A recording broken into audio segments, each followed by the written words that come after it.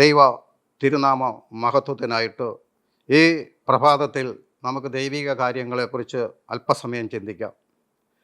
വിശുദ്ധ വേദപുസ്തകം ലോക ചരിത്രത്തിൽ ഇന്നയോളം മനുഷ്യൻ കണ്ടിട്ടുള്ള അത്ഭുതങ്ങളിലൊന്നാണ് വിശുദ്ധ വേദപുസ്തകം.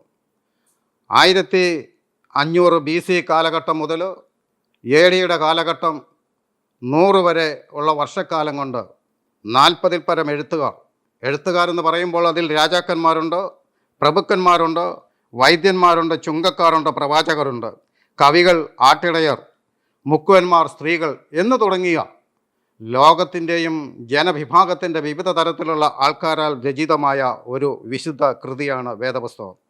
അതിനെക്കാട്ടിലും അത്ഭുതം യവന, എബ്രായ, ഗ്രീക്ക്, അരാമ്യ, കൽദയ ഈ ഭാഷകളിലാണ് ഈ വിശുദ്ധ ഗ്രന്ഥം എഴുതിയിരിക്കുന്നത്. അത്രമാത്രം വ്യാപകമായ പാരമ്പര്യവും അർത്ഥവും ആഴങ്ങളുമാണ് ഈ ഗ്രന്ഥത്തിൽ ഉള്ളത്. ആ കാലഘട്ടത്തിൽ ഇന്നത്തെ പോലെ അച്ചടി സംവിധാനങ്ങൾ ഇല്ലായിരുന്നതുകൊണ്ട് പാപ്പിറസ് എന്ന് പറയുന്ന ചെടിയുടെ ഇല ചതച്ച് ആ ഇലയിലും മൃഗത്തിൻ്റെ തോലിലും കളിമൺ ഫലകങ്ങളിലുമാണ് ആ കാലഘട്ടങ്ങളിൽ എഴുതിയിരുന്നത്. ഈ വേദപുസ്തകത്തിൽ പഴയ നിയമത്തിൽ 39-ഉം പുതിയ നിയമത്തിൽ 27-ഉമായിട്ട് 66 പുസ്തകങ്ങളാണ് സാധാരണഗതിയിൽ നമ്മുടെ കറുത്ത ബൈൻഡിട്ട പുസ്തകങ്ങളിലുള്ളത്.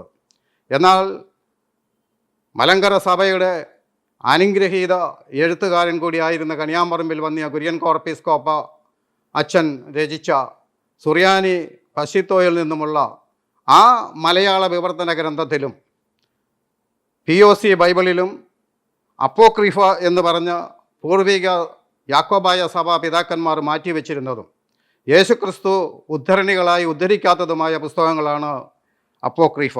ആ പുസ്തകങ്ങളിൽ കൂടി ചേർന്ന ഒരു ഗ്രന്ഥം ലോകത്ത് ഇന്ന് പ്രചരിച്ചുകൊണ്ട് ഇരിക്കുകയാണ്.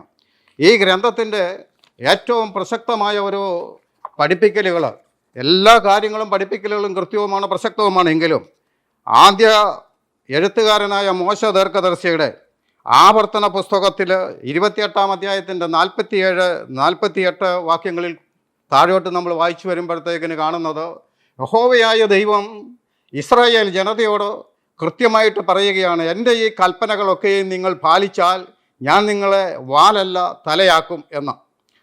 നമ്മൾ ഇടയ്ക്ക് ഒന്നുകൂടി ചിന്തിക്കുകയാണ്, ഇന്ന് ഇസ്രായേൽ ജനതയെ സംബന്ധിച്ചിടത്തോളം ലോക ഭൂപടത്തിൽ ഒരു മുട്ടുസൂചിയുടെ മുട്ടിൻ്റെ വലിപ്പം മാത്രമുള്ള ഒരു ഭൂപ്രദേശം, അതിനെക്കാട്ടിലുപരിയായിട്ട് ലോക ജനസംഖ്യയിൽ 2% തികയാത്ത ഒരു ജനവിഭാഗം.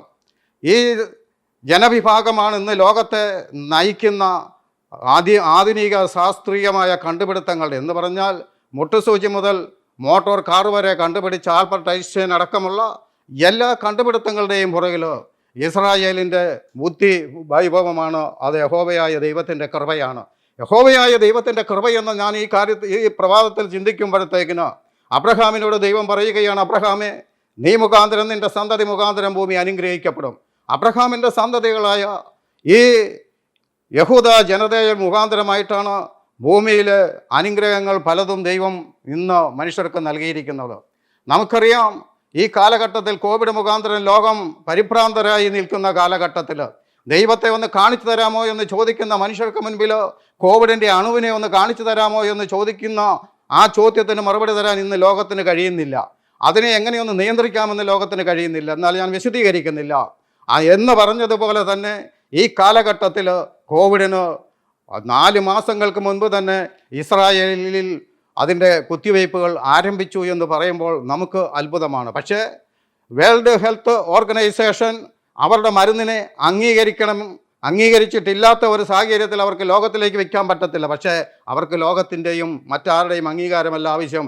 അവരുടെ ജനതയെ സംരക്ഷിക്കാനായിട്ട് യഹോവയായ ദൈവം ആവർത്തന പുസ്തകം 28-ാം അധ്യായത്തിൻ്റെ 64-ാം വാക്യത്തിൽ പറയുന്നത് പോലെയും അതിൻ്റെ തന്നെ 47-48 വാക്യങ്ങളിൽ പറയുന്നത് പോലെയും അവരെ ദൈവം വാലല്ല തലയാക്കി ഉയർത്തിയിരിക്കുന്നു എന്നുള്ളതിന് ഒരു ദൃഷ്ടാന്തം മാത്രം ഞാൻ സൂചിപ്പിച്ചു എന്നേ ഉള്ളൂ.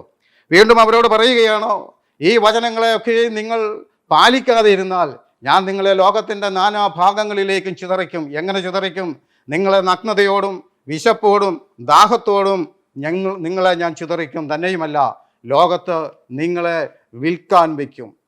പ്രിയമുള്ളവരെ, ഞാൻ ആദ്യം സൂചിപ്പിച്ച യോഗത്തിൽ പറഞ്ഞിരിക്കുന്നത് പോലെ തന്നെ 1930 മുതൽ 36 വരെയുള്ള ഒരു കാലഘട്ടങ്ങളിൽ ഇതേ യഹൂദനെ ലോകത്തെ വിൽക്കാൻ വെച്ചു. യെഹെസ്കേൽ പ്രവചനം 37 അധ്യായത്തിൽ പറയുന്നത് പോലെ അവരെ ഒരു സിത്തീം എന്ന് പറയുന്ന ഒരു താഴ്വരയിൽ കൊണ്ടുവന്നിട്ട് ഓരോ കുടുംബത്തെയും മാതാപിതാക്കൾ നിൽക്കെ മക്കളുടെയും മാതാപിതാക്കളുടെയും നഗ്നത പ്രദർശിപ്പിച്ചുകൊണ്ട് അവരെ 60,000 പേരെ വെടിവെച്ചു കൊല്ലുന്നു. എന്നിട്ടും ചരിത്രത്തിൻ്റെ താളുകളിൽ ഇന്നും അവർ ജീവിക്കുന്നു. അതാണ് വേദപുസ്തകത്തിൻ്റെ പ്രത്യേകത, ദൈവജനത്തിൻ്റെ പ്രത്യേകത. ആ ദൈവജനത്തിൻ്റെയും വിശുദ്ധ വേദപുസ്തകത്തിൻ്റെയും ഈ പ്രത്യേകതകൾ വെച്ച് നോക്കുമ്പോൾ ഈ ആധുനിക കാലഘട്ടത്തിൽ ദൈവജനമെ വിശ്വസിച്ചുകൊള്ളുക, ഉറച്ചുകൊള്ളുക, മെശിഹാ തമ്പുരാൻ വരുമെന്ന് പറഞ്ഞിരിക്കുന്ന വചനത്തിന് അനുകൂലമായി പ്രസംഗിക്കുന്നവരെക്കാട്ടിൽ ഈ കാലഘട്ടത്തിൻ്റെ കാലഗതികൾ കാണുമ്പോൾ നിങ്ങൾ മനസ്സിൽ കുറിച്ചുകൊള്ളണം, വീണ്ടെടുപ്പിൻ്റെ നാളെടുത്തിരിക്കുന്നു. യേശു തമ്പുരാൻ വരിക തന്നെ ചെയ്യും. പ്രിയമുള്ള വിശ്വാസിയെ, നിന്റെ വിശ്വാസം ഉറയ്ക്കട്ടെ. നിന്റെ കർത്താവ് രക്ഷിക്കുന്നതിന് വേണ്ടി ആകാശമേഘങ്ങളെ തേരാക്കി വരികയും നീ നിന്റെ വിശ്വാസത്തിൻ്റെ തീഷ്ണതയുടെ ചിറകിൽ കയറി ആ മിശിഹാ തമ്പുരാനെ എതിരേൽക്കുകയും ചെയ്യും. ആ കാലം സമാഗതമായിക്കൊണ്ടിരിക്കുന്നു. അതാണ് ഈ കാലഘട്ടത്തിൻ്റെ ഈ നാളിലെ സംഭവങ്ങൾ ഓരോന്നും സൂചിപ്പിക്കുന്നത്. ഈ സുപ്രഭാതത്തിൽ ദൈവം അനുഗ്രഹിക്കട്ടെ. ഏവർക്കും നല്ലൊരു ദിവസം ആശംസിച്ചുകൊണ്ട് വാക്കുകൾ ദൈവനാമ മഹത്വത്തിനു വേണ്ടി സമർപ്പിക്കുന്നു.